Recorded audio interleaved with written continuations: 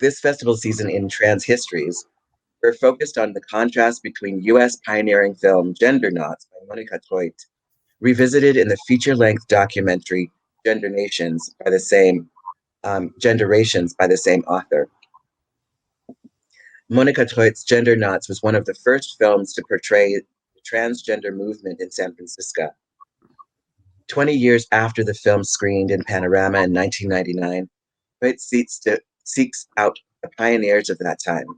What has changed? How have the lives of the protagonist evolved? San Francisco was once, as Annie Sprinkle puts it, the clitoris of the USA.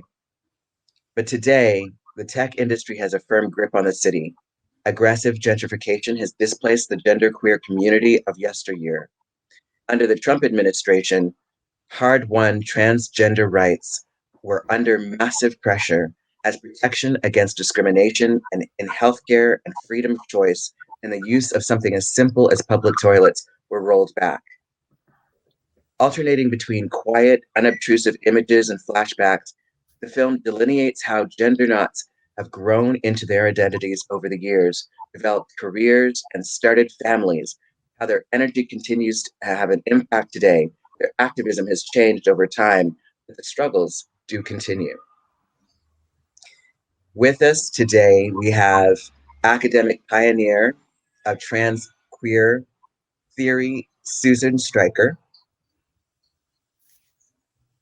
pioneering actor, producer, writer, Scott Turner Schofield, and relative newcomer to trans history scene, filmmaker Niko Storment, whose film Trans March is also featured in the Translation's Seattle Trans Film Festival.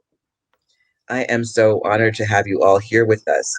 I've only really introduced you a bit, but I want to know, could you give us a bit of your own orientation, brief version of your entry points into what we're framing here as the stories of trans history? Susan, let's start with you. Sure. I mean, thanks, Cooper, for the introduction. I'm really happy to be here today. And yeah, I'm a trans person who, was wrestling with the question of whether I was going to transition back in the 1980s, and I was coming out as trans in the early 90s. And ever since then, I've just been like trying to figure out how to, be a trans person in the world and make a living and do things that feel like right livelihood to me. And, retrospectively, looking back over the last 30 years, it's added up to something, and so, yeah. And so like without any great plan, I just sort of feel like if I had a motto, it was like change gender, like my own, and, change the way gender works. And it's like any time I see an opportunity for making an intervention in that, it's like, I'll take my shot, and it's like, like I'm trained as a historian. So a lot of that's been doing work on trans history. I've always loved filmmaking and made a film, Screaming Queens, The Riot at Compton's Cafeteria. Yep. I do a lot of sort of producing and consulting work, and I get a lot of pleasure out of that. I kind of hope to move more in that direction now that I'm retiring from my professor life. You're retiring? I am retiring. I actually retired from the University of Arizona in 2019. I am now Professor Emerita of Gender and Women's Studies. And I've been putting together a few little, short time gigs. I was at Yale last year. I'm at Mills College in the Bay Area this year and next. And after that, I think I might actually be a for real retired professor lady person trying to like break into the Hollywood scene. Or maybe I'll just like, spend time gardening and traveling, we'll see. But interesting juncture in life right now. Yeah. So you started off and we actually have, it's interesting because we have your sort of a good portion of your life on screen, in books, in circulating around. That's a whole different way of, my goodness, a whole different way of like living, like being in that space. I'm gonna shift to Scott because he's also done similar things. He's in the spotlight with his whole life. Scott, can you orient us to the beginning of your time in this sort of history of history? Sure. Yeah. So I sort of discovered that I was trans. I grew up in a sort of sheltered Southern background. And so I went to New York City in the year 2000 and met another trans guy. And that was the first time that I had any idea that we even existed, or specifically that trans men existed. I had friends who were trans girls, but I didn't know any other trans men. And so 2000, it's 21 years ago, which is wild. And in my age cohort, I feel I'm sort of like 10 years ahead. Like it took other folks much longer to come out. And I think that was more just folly on my part, like an impatience, you know? But I very quickly, because of my context as a Southerner and still living in Atlanta, I was sort of always an activist because we were always fighting for our lives there, our existences. In that culture. And I'm also an artist. I recorded my discovery of trans identity in my first one-man show, which I started touring before I even graduated from college. And that put me on this path of being an artist educator person. And I would go and get dropped in all around the country, but not in places like New York City or San Francisco or even LA. I'd go to places like, I had a 3-year recurring residency at the University of Wyoming in Laramie, and the University of Virginia in Charlottesville was another place where I had a really impactful residency. I was in places like San Antonio, Tampa, right? Like just really not on the map in terms of culture or transness. And I was doing my work, telling my story as an artist, but also educating. And that sort of became this dual thing. I'm an educator for higher education. And I was working when it was before sexual orientation and gender identity had been broken apart as protective classes. So I spent a lot of time talking to university muckety mucks about why that needed to happen. And then those students that I worked with in universities graduated and moved into corporations. So they started bringing me there, and I started educating the muckety mucks of corporations as to why health insurance is important for trans people and needs to be inclusive, and doing HR work in that world. But my art career has also kind of come along. And in 2015, I moved to Los Angeles and got a recurring role on the daytime drama, The Bold and the Beautiful, which made me the first trans actor in daytime television on a show with 30 million viewers around the world. So that was kind of a big deal. And since then, I've continued to act. And last year, I became the first out trans man to get nominated for an acting Emmy.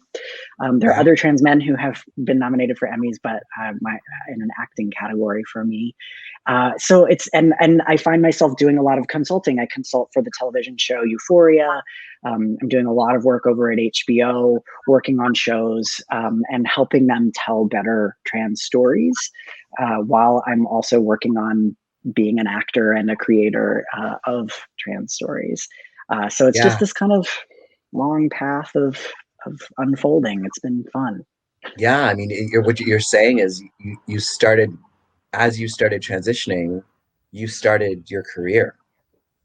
Yeah, right. It's 21 years. My goodness. I know, right? And it's okay. I know Niko told us his age. Niko, do you want me to out your age? Are you comfortable with that? Sure. Yeah, sure. So Scott's been working for 21 years and you're 23 years old. Wow. So here it is, the span of your life.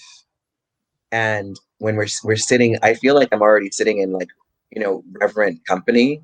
And yet here it is, like we're all part of the storytelling of trans histories. And your film, Trans March, was like, it's such a beautiful film.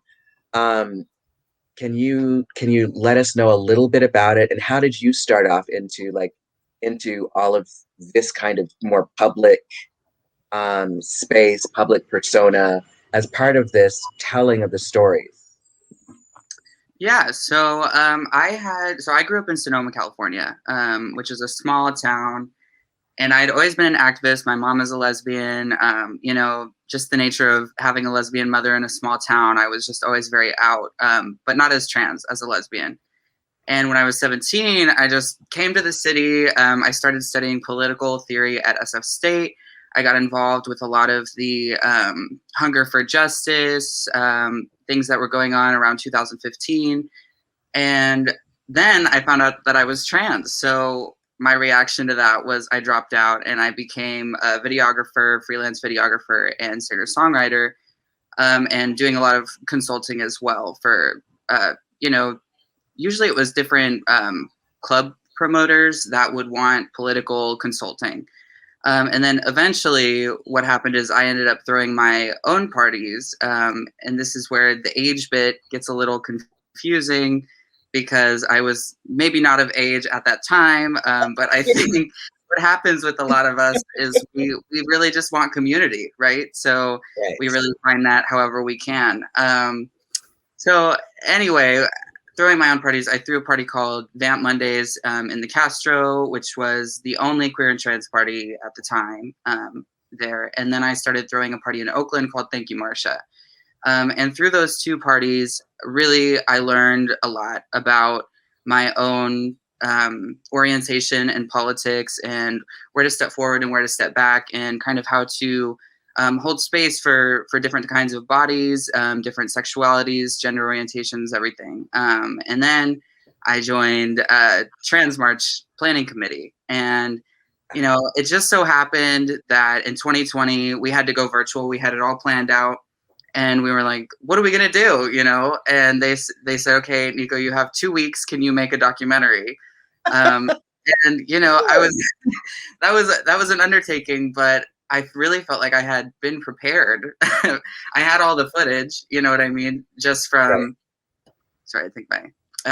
just from oral history that I had been collecting for years, being a videographer in scene, and with other people that had also been collecting oral histories. And it all just kind of came together. I definitely was not, it really just felt like the right place, right time. And I was the person who was able to be the vehicle to make this narrative happen.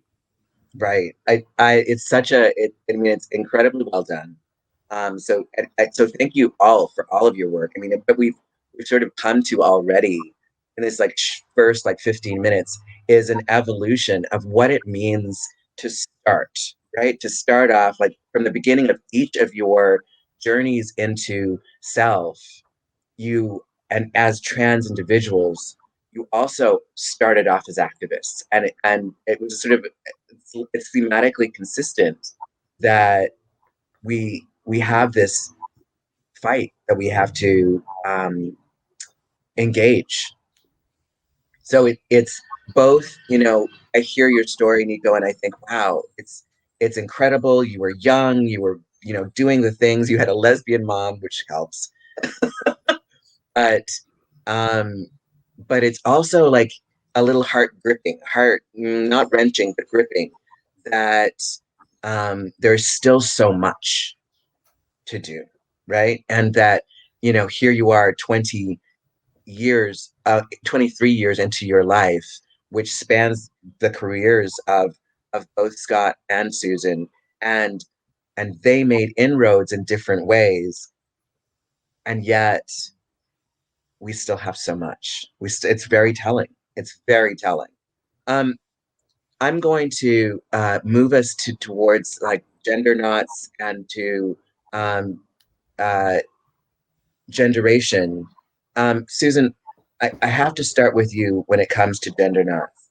It was for so many. Gendernauts was part of a life-changing set of films which marked a dramatic shift in the language and subjectivity of new queer cinema, which of course starts off in the late 80s and early 90s. How does it feel now? You're hearing Niko's story, you're hearing Scott's story. How does it feel now to think back on the two separate moments of creating Genderation and Gendernauts? Yeah, that's a great question. Thank you for it, Cooper. where do we want to start with that? It's like, one maybe is like talking about queer, like I do feel like kind of the part of the discussion back in the early 90s, late 80s, early 90s was is like queer seemed different than gay and lesbian, but did queer include trans?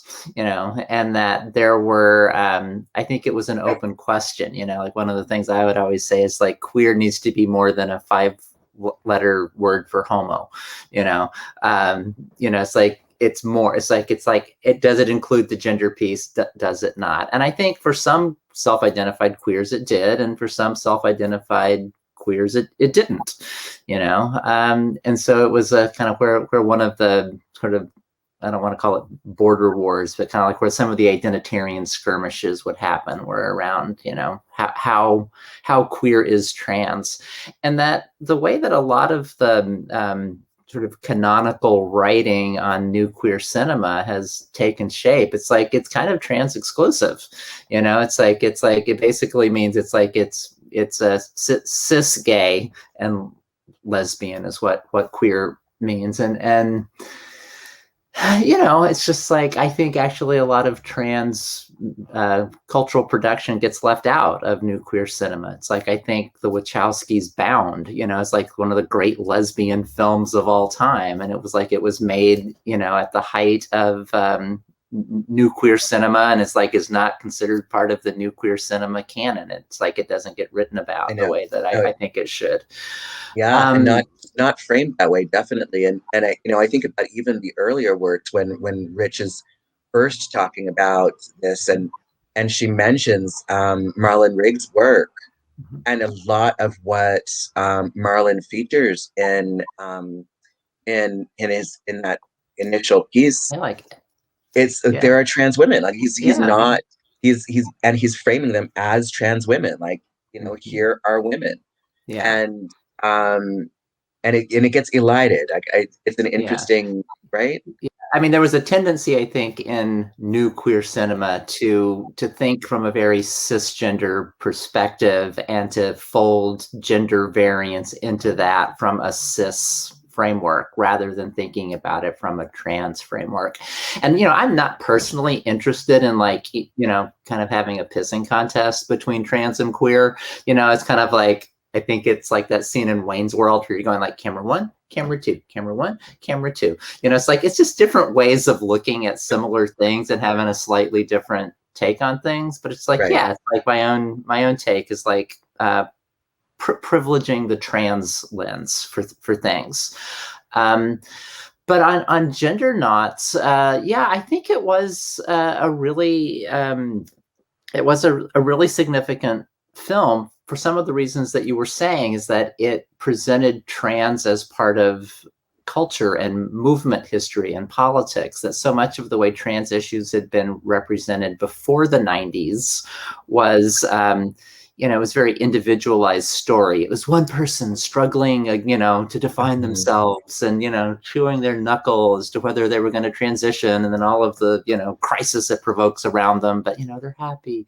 So, it's like, it was transition stories, mostly, and it was very individualized, and it was very psychotherapeutic, if that's a word that I can make up.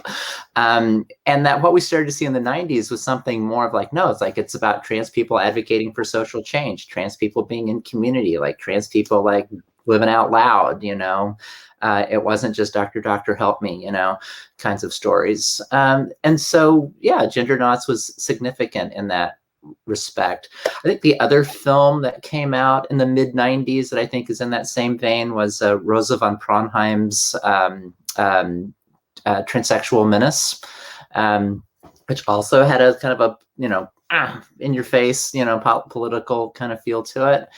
But yeah, I don't know what more you want me to say about being involved with Gendernauts and then Gendernation. I feel like I've been talking for a bit, and I want to, it's totally not hog up the time. No, I mean, we're honored to have you. Of course, we want to hear your voice. It's funny. In conversation during the festival and bringing in Genderation, we all, had like particularly a wonderful producer behind the scenes, Mocha. and I were, had this wonderful conversation, and and we were noticing the influence of watching trans community on screen and how it had a personal effect in our lives, right? And I think about, Scott, how you told your history, and where you went and where you landed in New York, suddenly discover words for yourself and who you can get to be, right? And how you land, like you land in a space where that exists. Right. Like San Francisco, here's the clitoris of the USA, which I love. I'm going to quote Annie forever in my life. You get, as somebody from outside these large centers, to be differently. And then your career is going to smaller spaces to do the same work. Did Gendernauts have an effect on you as well? Was that one of a poignant moment? Actually, no, because you have to remember this was a time before social media was what it has become. And so, that was playing in places where, I was in New York for a very specific amount of time before the film. Like, I think the film had its impact, but so I think maybe I missed it. Not even before, it was like I just missed it being in New York. If I had been there at the time when the film festivals were happening, I would have had to have found out about it and gone and been there, right? Yeah. And there was no YouTube. You know what I mean? There was no, right? There's no Canopy, which you can watch it on now, right? Like, and there wasn't social media telling people about it. So I totally missed it. I watched it for the first time 2 days ago. Do you know what I mean? And yes, I do. And it was just amazing because at the same time, I was a little later. Like I'm kind of sandwiched in between the two generations of films, right? But that it just felt. I wouldn't say nostalgia, but I remember in my body those kinds of clubs, right? Like and those kinds of events and the feeling of it, and that feeling of community and of having to show up for one another, to see each other, to recognize each other. Yeah. That's something that, for as much as I love social media and how it's really helped particularly trans young people figure themselves out faster, right? Yeah. Like what's good, what's bad, but I loved that being in community, which I felt like the film captured so well. Yeah. And then of course that makes me think of Niko, about some of the work you do now and we're doing. Does that resonate for you? This idea of like, why did you start clubs? Yeah, well, it's interesting because watching the film was kind of like echoing my own reality in a way.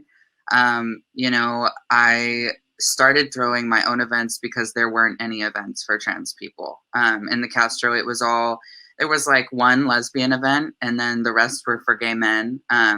And so when they actually offered me a night to throw for lesbians, and I informed them that I was not a lesbian, and then I did whatever I wanted with it, and then quickly other people wanted that, so that's how Thank You Marsha came about. But it's nice to hear that these things did exist, because it just didn't make sense to me, right? That these things weren't already, like, really, I'm the pioneer, it just didn't make sense. So it's nice, and I look forward kind of to researching more of that blueprint and maybe bringing it more into how I operate myself. Yeah, it's interesting to me again that if we don't have these moments, then yeah, Niko, you'll never know. Then generations don't get to hear it, and then there's nothing to build on. It's like building from scratch. So you're in community with each other, and that's great, but it feels like a heavy lift every single time. Whereas even if you know these things pre-exist, then community then has longevity. It has history and grounding and roots, and you can understand then, oh no, actually we've been existing. We have existence through the years. How does that feel? Like, so Susan, let me go back to you, Scott, Niko, like, chime in as you like. But how does it feel to understand the longevity of trans histories? Yeah, it's a great question again, and I'm of two minds, because it's kind of like, well, I think every generation kind of needs to reinvent our identities, and I think it's both useful to know the past, and the past should not be like a dead hand on your shoulder that is like holding you in place somehow, or saying like, get in line, I was here first, just like, yeah, toggling back and forth between like freshness and old school, I think, is really, really important. But I think back on my experience. When I was finishing my PhD, I didn't do work on trans history. I did work on other history, because it really wasn't a thing to be a trans historian in the early 90s. And I remember I had a file folder in my file cabinet that said transsexual stuff. That was it. That was all I knew. It was just like, it was in a little manila folder. But that, kind of like, because I was like starting to work at the GLBT Historical Society, because I was like an archives rat digging around, because I was like networking my way around. It's like within a few years, I was meeting people who had like transitioned in the 1950s, just like, whoa, and then I knew other things, as a historian, like where I would like, learn stories from people who were even more, back in the day. And, I was doing that to create a sense of community for myself. It's like, like I wanted to know that other people had walked like this, in the world before. And, I mean, it was,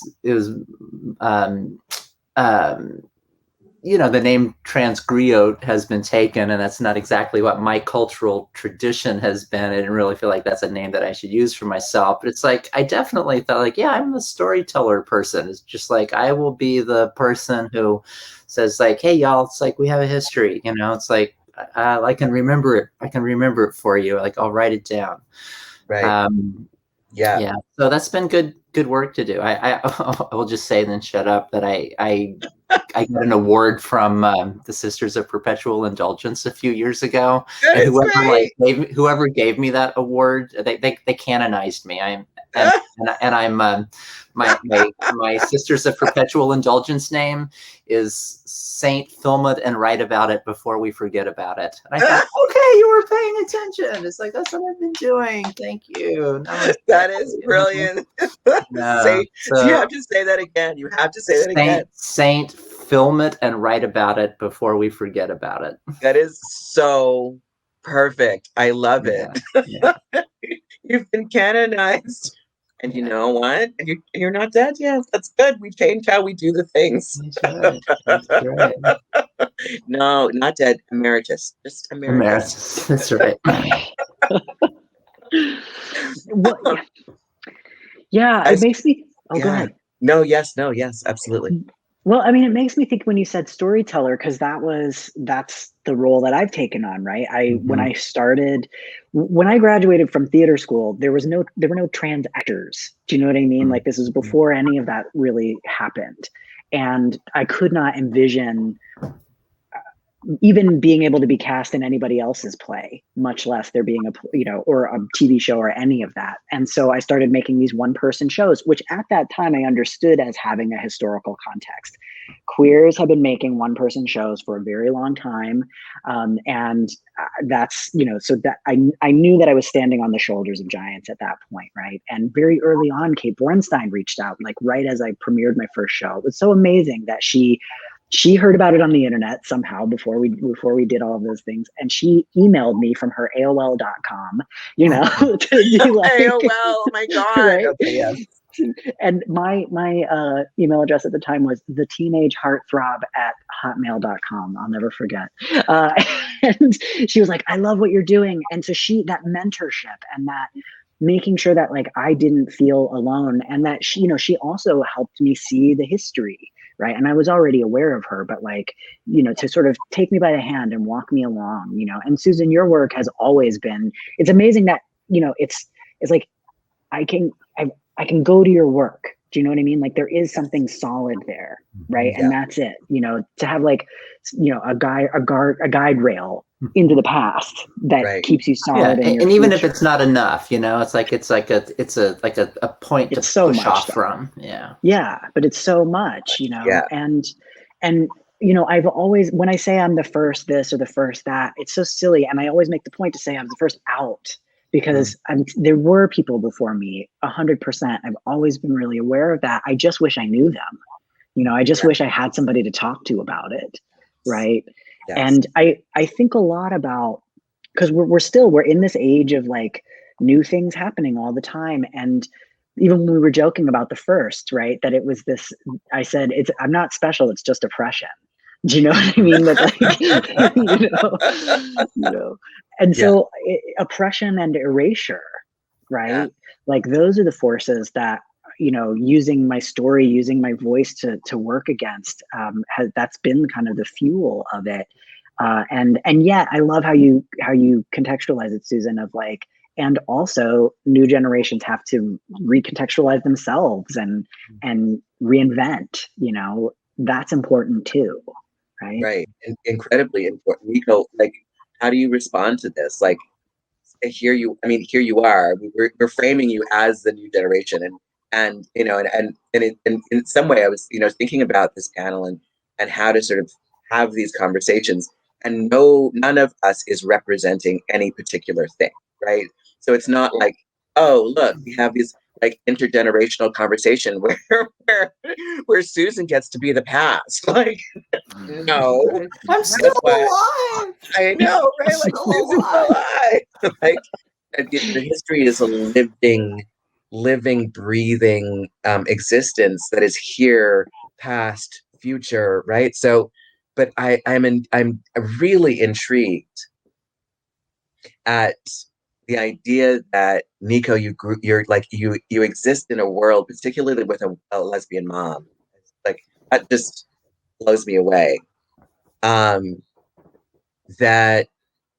where you have words, but the Castro had no longer had the vitality it once had, when we're in reference to what happened in Gendernauts and what is being referenced as the erasure of an entire space and culture in Genderation.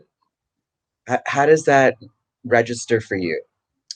You know, I have a lot of thoughts.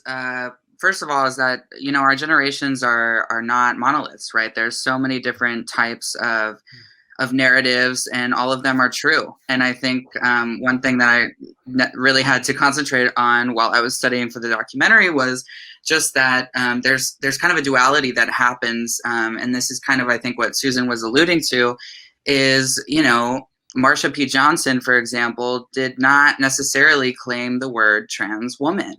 That was not, she also didn't necessarily only go by she, her pronouns.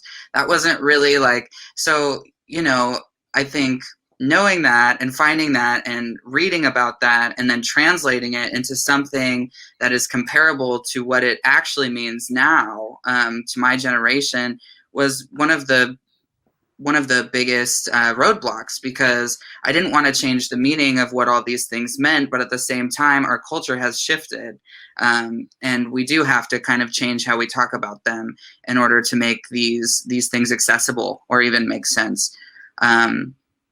And yeah, I mean, you know, and the other thing I think of is the way that we think about gender has changed as well, just over hundreds of years. Were there always trans people? Yes. But did we always think about gender in the way that we do now? No. So what do we mean by trans?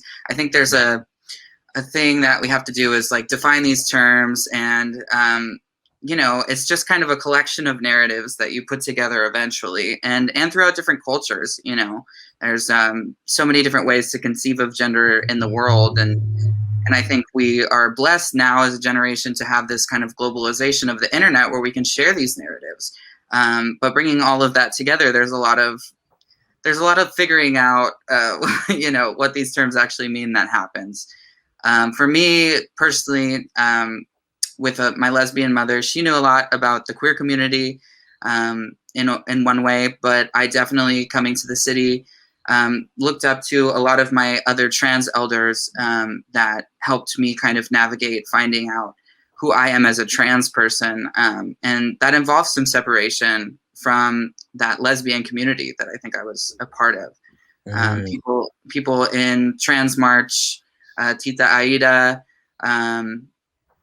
people in the club, just people who showed me how to pay my rent, how to put on clothes, what fur jackets look good with what cigarettes. I don't know. You know what I mean? Like, it's just this culture that we have where we have to kind of mentor each other, but also allow space for new definitions. Yeah, there's always I'm hearing everyone here say there's this idea of making room, this idea of creating space for the new, for the open, for the new trans, right? And I wonder, I was going to ask, whether it seems almost inevitable that here is Niko's work happening because Scott's work happened, because Susan's work happened, because Christina's work happened. And I'm thinking, of course, right, of that wonderful, and I can't remember her last name, Christina. Oh, the trans out woman, and it's eluding me. And we're all going, what's happening to my brain? Christine Jorgensen? Christina, yes, thank you, Jorgensen. Christine Jorgensen, yeah. Back in the 50s and 60s. Back in the 50s. And you were, here you are doing your work. Lily Elba, back in the 30s, Exactly. Yeah. I want that t-shirt because. Because, right? Yeah. And Scott, you're in No Ordinary Man. Right. Yeah. The film about the document, and also Susan. we're doing this a lot now. It's great. Yeah. And it's almost like we're in this conversation about trans histories and its plurality. We also have the opportunity to shift how history is written and narrativized, right? To trouble the idea. And I think about this too as somebody who my area of study is very much about race and race theory, and the ways that I think about and been taught to think about as a post-colonial thinker, as history is a continual.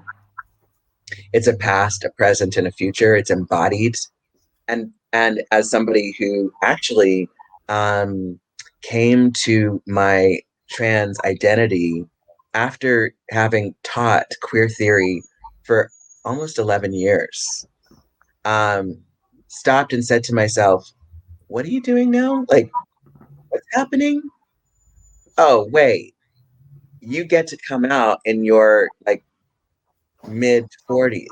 Hello?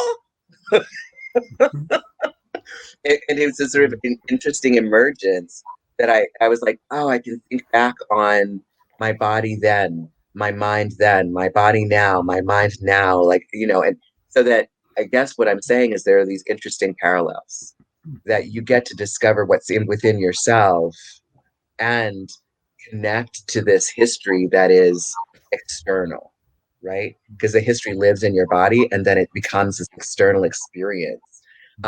So when we're thinking about community, there's these echoes that happen. And I found myself stopping and saying, I have to recognize those echoes. Otherwise, I will feel what Scott was saying, that oppression, it will continue to live in me. And the amount of freedom that came with being able to just relax into the in-between was astounding, right? I don't know if you remember, Scott and Niko. It's a question for you, and it's a little personal. I don't know. We can go there. I don't know if either of you have been on T. Gonna assume. And do you remember that moment that moment when you discover your voice has shifted? Big time. I think Right. for me, it happened very gradually. Yeah. Right. It is. So when we have these conversations about embodiment and history, the history of our bodies that come to the fore, because I didn't necessarily acknowledge the piece of me that was that,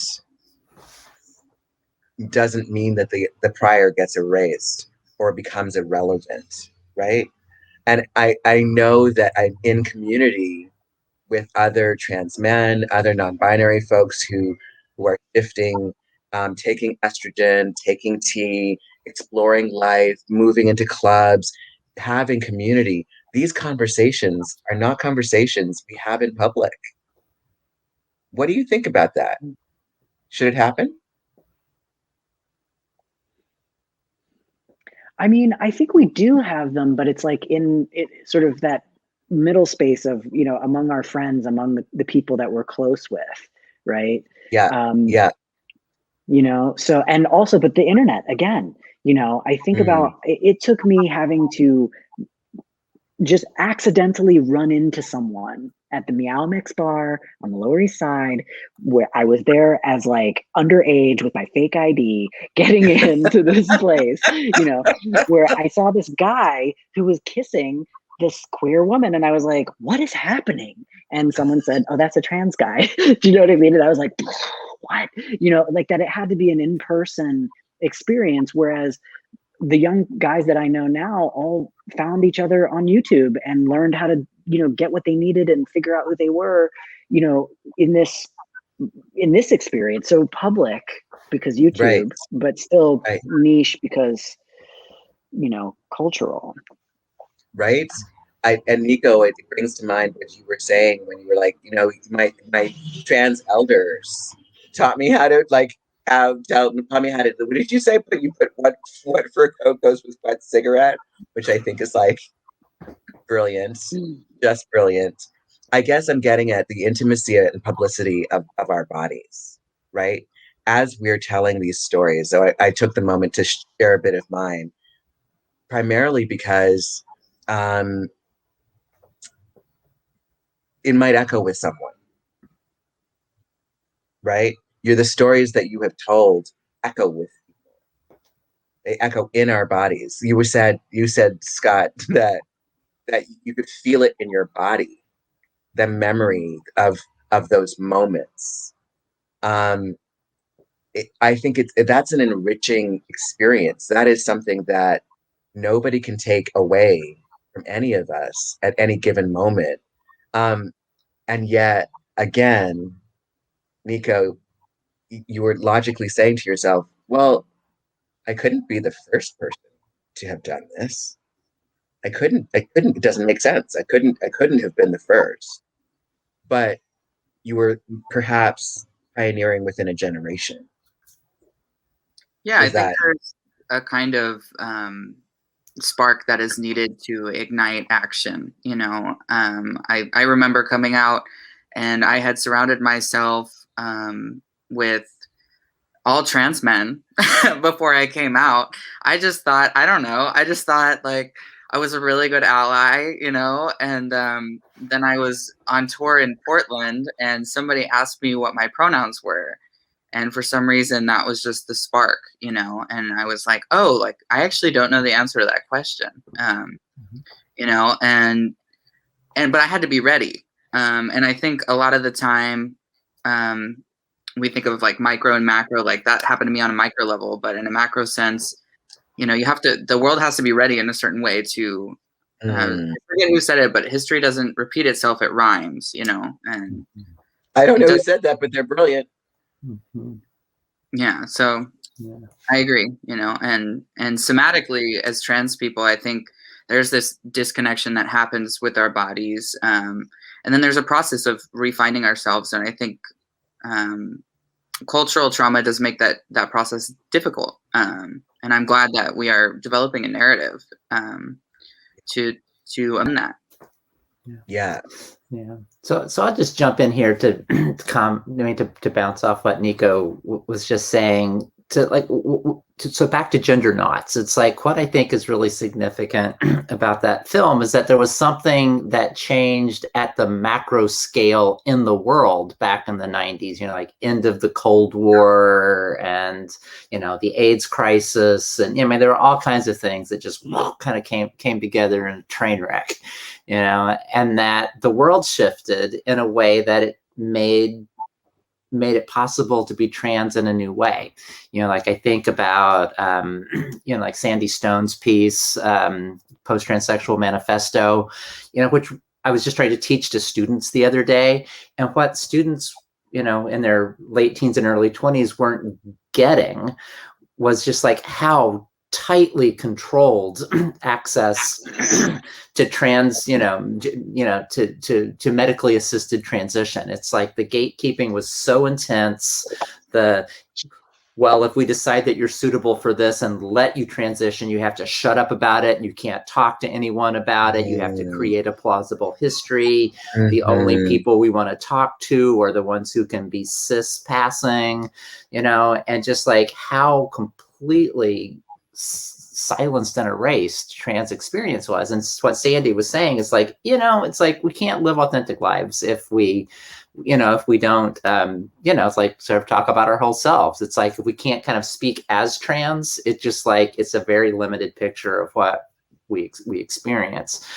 So that shift that happened in the world that like allowed that way of being trans to happen, it's like that's what I think Gendernauts documents is like this like very nice a document of a certain slice of time and place in the 90s where this new way, it's not like there weren't trans people before, but there was a new way of being trans and in that place at that time. And Monica, got it on screen. Yeah. So that was cool. And then with Genderations, it's like, it was so nice to see some of those people again. I mean, I've been in touch with Sandy over the years because of work. Beth and Annie live right up the hill from me. I could practically see their house out my window. It's like cool. I run into them when we're, up on Bernal Hill sometimes. Right. They're just in the neighborhood. Stafford, I haven't seen a lot, although we're still in touch by social media because he's sort of moved on geographically. Some of the other people in the film, it's like I wish they could have been in the where are they now, but life goes on for everyone. It's good to see Max, right. Valerio in there again. Right. He's moved on to Denver. So there was something of a homecoming, in making Genderation. Yeah. So it's just nice to catch up, nice to see people getting on with their lives, Right. Right. But I will also say sad to see San Francisco, it's like it was for so long this place that so many people came to kind of find themselves, reinvent themselves. It was such a vibrant, vital community. And it's dissipated a little just because of the, how damn expensive it is to live here. I actually, you can see it in Genderation. It's like there's a mural on our garage door. It's like that show, we got Priscilla I's mural project to paint a mural for us. And it's like one of the things in the mural is this giant tsunami of money, like swamping San Francisco from the south, from Silicon Valley. And it is so true. To shut up now, I will say hope springs eternal, though, because like I'm not anti-tech. It's like I use tech. I have friends who work in tech. It's like it's fine. It's just like there's just so much of it here, and the ecosystem has gotten disturbed. Too much of a monoculture. But that with COVID, it's like everybody figuring out. It's like you don't have to rent your $5,000 studio apartment in San Francisco. You go live in Boise and still have your tech job. It's like I have this hope that there's some cracks in the sidewalk that some like new queer and trans grass is going to grow in, and that maybe maybe San Francisco is going to get its groove back and have a roaring 20s. Now we'll see. right? A new generation. What do you think, Niko? Is that possible? Yeah, I mean, I think the biggest problem pre-pandemic that I had throwing my parties is that I just couldn't afford them. It was hard to. I didn't end up making any money off of any of those parties because I paid all of my people with that. And I didn't really care. It was more fun for me anyway. But in order to keep these things sustained, you have to pay people to do them, or at least they have to be able to pay their rent. And it's a whole ecosystem, like Susan was saying. So I rent's down here 27%. My rent went down a lot. I'm hopeful as well that will come back, but we'll see. It could be that everything will kind of, so we'll see. Yeah, we'll see. Yeah, storm's just beginning to pass. We'll see how much damage has been done. Yeah, I know. Right? We'll see what's possible. Yeah. What about for you, Scott? Where are you located? Are you in LA now, or in San Francisco? No, Scott, you're muted. You're muted.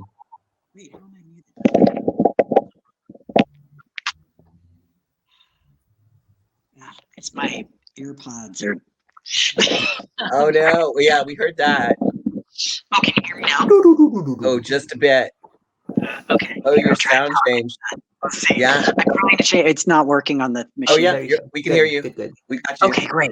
So just on the hope tip in terms of something you were saying earlier, Susan, like, well, just even thinking about generation, right? I'm sitting here and I'm entering a phase of my adulthood where, I'm just starting to think about things like, what will retirement be? Like, what do I want my like real bulk of my work to be in adulthood, moving into like, how do I want to survive and become an elder? And that's far off, but at the same time, it's still something that you start to think about at a certain point. And so just even to have that document of generation to look and go, there are people who are still making community, who are still contributing really positively to the world, right? Again, in that idea of oppression and erasure, which is also dealt with in Generation, right? Very, what are those forces? What are we working about? And still we're kicking. Right. Mm-hmm. And still we have people who are, we have generations below us who are there, who will also be around us in ways that I think particularly like, in the 80s and 90s, we lost a whole generation of people, right? Or a huge part of the generation of people to AIDS. Right. And so like there's that gap that there isn't anymore. Right. So what'll it be like when the people I mentor now who are in their teens are there for me when I'm getting ready to retire? And, like, what is that going to be like? And I finally, like, it's so special to have a document giving you a sense of hope, like that this is what it could be. Yeah. Right. Yeah. It's I don't know. It's just a really cool, this is a cool conversation, and it's an interesting way to be sitting here thinking about it in this way. Absolutely. And I think have Niko, culture showing it back. Yeah, and had to have generations happen, to have generations happen in moments of kind of embodied histories. And Niko, I think in one of your emails in our conversation, you pointed very directly to how brilliant it is to see age. Right? Here it is. We get to see people who are trans, who are not children, who are not young, like they're not babies. How does that work for you? How do you feel? Well, I've been trying to conceive of as a trans person something beyond club work, because I'm sober now, and it just doesn't maybe seem like that's where I want to go. But I never. Coming out as trans, that's what the path I thought I was going to go, because that's all I saw. So to see all these different paths that older trans people are making, like either in academia or out in the desert, it does change. Like it does awaken something in me that's like, oh, there are options. I don't have to be in the club forever, or I can do whatever I want. I'm definitely trans, but that doesn't have to define my entire life path. I can also chase these other goals, like having a family, you know what I mean, which could look like whatever it looks like in our queer community, so it's cool to see that. Yeah, it is so, I mean, thank you for bringing all of that up. It is so encouraging, as you're putting it, like in a positive note, to be able to see sets of generations of people being themselves, owning who they are, right, and moving forward in their lives as trans individuals, and as individuals, as in trans communities and in communities, more broadly, right, and understanding that we actually absolutely need each other in order for all of this to continue, our lives to have grounding and points of growth, touchstones of meaning, right? So that we continue forward. I want to thank you guys so much for this wonderful conversation. Y'all are amazing. Please continue to do the work you do. Your contributions, please continue. Please continue. We can't do it without each other. All right. Love and peace. Oh, hearts. Oh, hearts.